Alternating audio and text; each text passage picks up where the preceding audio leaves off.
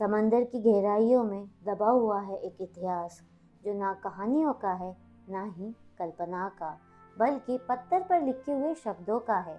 जब भारतीय साम्राज्य का प्रभाव सिर्फ जमीन तक सीमित नहीं था, बल्कि समुद्री व्यापार और नौ संचालन तक फैला हुआ था। ये वर्णन है चोला साम्राज्य की समुद्री शक्ति और उनके नेवल विरासत की।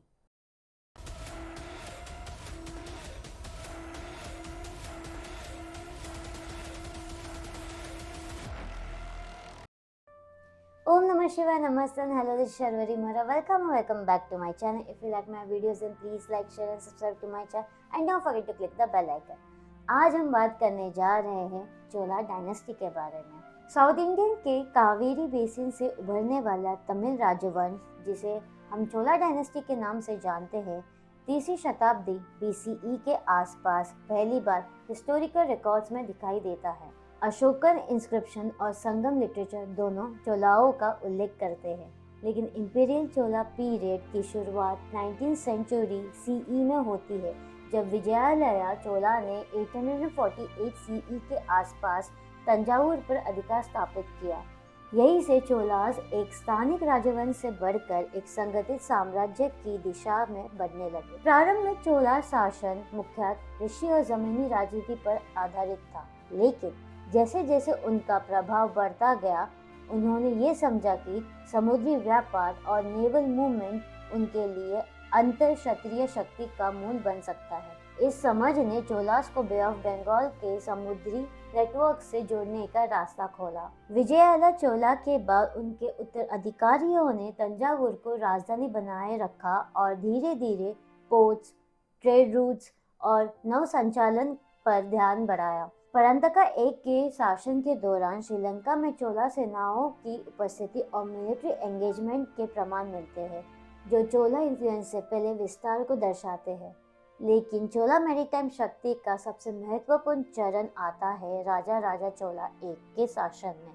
राजा राजा ने सिर्फ स्थानिक विजयों तक सीमित नहीं रखा, समुद्री प्रभाव को एक संगठित राजनीति के रूप में विकसित किया। उनके काल में चोला शासन तमिलकम, केरला के कुछ क्षेत्र और श्रीलंका और हिंद महासागर के कुछ हिस्सों तक फैला। मालदीव्स के संदर्भ में ये कहना अधिक सही होगा कि चोलास ने वहाँ नेवल इंटरवेंशन और इन्फ्लुएंस स्थापित किया, ना कि पूर्णस्थायी शासन। ये क्षेत्र चोलाओं के लिए एक मिड ओशन ट्रेड और नेवल वे पॉइंट के रूप में महत्वपूर्ण था। राजा राजा के शासनकाल में होने वाली बैटल ऑफ कंडलूर सलाई का उल्लेख इंस्क्रिप्शंस में मिलता है। कई ऐतिहासिककार कंडलूर सलाई को एक नेवल एस्टैब्लिशमेंट या मिलिट्री फैसिलिटी के रूप में देखते हैं, जिसका अधिग्रहण चोला नेवल शक्ति के प्रारंभिक प्रदर्शन के रूप में माना जाता है। राजा राजा के बाद उनके पुत्र राजेंद्र चोला I ने चोला साम्राज्य को अपनी चरम सीमा तक पहुंचाया। राजेंद्र ने उत्तर भारत तक सेना भेजी, पला शासक महिपला के क्षेत्रों पर विजय प्राप्त की और उस अभियान की स्मृति में अपनी राजधानी गंगईकोंडा चोलापुरम स्थापित की। राजेंद्र चोला का सबसे प्रसिद्ध और अच्छी तरह डॉक्यूमेंटेड अभियान था 1025 CE का Shri Vijaya naval expedition. Shri Vijaya empire, जिसका केंद्र वर्तमान सुमत्रा क्षेत्र में था, स्ट्रेट ऑफ मलाक्का जैसे महत्वपूर्ण समुद्री रास्तों पर प्रभाव रखता था। चोला और श्री विजया संबंधों में व्यापारिक और राजनीतिक तनाव के प्रमाण मिलते हैं, जिन्हें इस अभियान का संदर्भ माना जाता है। इस एक्सपेडिशन के दौरान चोला फ्लीट्स ने कदाराम, पालेबांग, पनाय और तम्ब्रालिंगा जैसे श्री विजया के प्रमुख केंद्रों पर हमला किया। तमिल इंस्क्रिप्शंस और चाइनीज सोंग डायनेस्टी के रिकॉर्ड्स इस अभियान का उल्लेख करते हैं। चोलास ने यहाँ स्थायी शासन स्थापित नहीं किया। उनका उद्देश्य क्षत्रिय कब्जा नहीं, बल्कि समुद्री व्यापार के रास्तों पर प्रभाव और सुरक्षा था। इतिहास के इस अभियान को भारतीय इतिहास की सबसे बड़ी और स्पष्ट रूप से documented overseas naval military expedition मानते हैं। चोला नौकायान, जिन्हें सामान्य रूप से मराकलम जैसे शब्दों से जाना जाता है, मुख्यतः ट्रांसपोर्ट और एक्सपेडिशन वेसल्स थे। ये लंबे समुद्री सफर के लिए उपयोगित थे और सैनिकों, घोड़ों, राशन और अन्य आवश्यक सामग्री को ले जाने में सक्षम थे। उनकी एग्जैक्ट रेंज का कोई संख्यात्मक प्रमाण उपलब्ध नहीं है, लेकिन ये स्पष्ट है कि ये बे ऑफ बंगाल और उसके आगे के सफर के लिए उपयोगी थे। चोला मैरीटाइम सिर्फ सेना पर आधारित नहीं था। अयावोल 500, मणिग्रामम और अंजुमनम जैसे तमिल मर्चेंट गाइड्स चोला राज्य के अंतर्गत व्यापारिक नेटवर्क का महत्वपूर्ण हिस्सा थे। ये गाइड्स इंडियन ओशन के कई पोर्ट्स में सक्रिय थे और राज्य के आर्थिक और राजनीतिक प्रभाव को मजबूत बनाते थे। नागपत्तिनम, कावेरीपत्तिनम जैसे पोस्ट चोला युग में व्यापार और डिप्लोमेसी के केंद्र बने।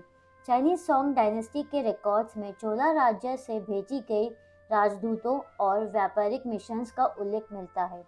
साउथ ईस्ट एशिया के कई हिस्सों जैसे कंबोडिया, वियतनाम और मलेशिया में मिलने वाली तमिल इंस्क्रिप्शंस और मंदिरों के अवशेष व्यापारिक और सांस्कृतिक संपर्क का प्रमाण देते हैं। राजा और राजेंद्र के बाद राजाधिराजा 1, राजेंद्र 2, वीरराजेंद्र और कुलोतुंगा जैसे शासकों ने साम्राज्य को संभाला, लेकिन 12th सेंचुरी के बाद उत्तराधिकारी संघर्ष, अंदरूनी तनाव और नए रीजनल पावर्स जैसे होयसालास और पांड्यास के उभरने से चोला की शक्ति धीरे धीरे कम होने लगी। 1279 सीई में राजेंद्र चोला III के पराजय के साथ चोला साम्राज्य के अंत को माना जाता है। फिर भी चोलाओं की समुद्री विरासत समाप्त नहीं हुई। साउथ ईस्ट एशिया में तमिल व्यापारिक बस्तियां, सांस्कृतिक प्रभाव और इंस्क्रिप्शंस आज भी उनके मैरीटाइम नेटवर्क की याद दिलाते हैं। चोला एडमिनिस्ट्रेशन, ट्रेड सिस्टम्स और नेवल प्लानिंग को इतिहासकार अपने युग के सबसे संगठित और प्रभावशाली मैरीटाइम मॉडल्स में से एक मानते हैं। तो ये थी हमारी आज की कहानी चोला साम्राज्य की। एक ऐसा महान साम्राज्य जो सिर्फ जमीन तक सीमित नहीं था, बल्कि समंदर के लहरों तक फैला हुआ था। If you like my videos then please like, share and subscribe to my channel and don't forget to click the bell icon. मिलते हैं अगले वीडियो में अगले जॉनर के साथ। Keep watching Kahani Talkies. ओम नमः शिवाय।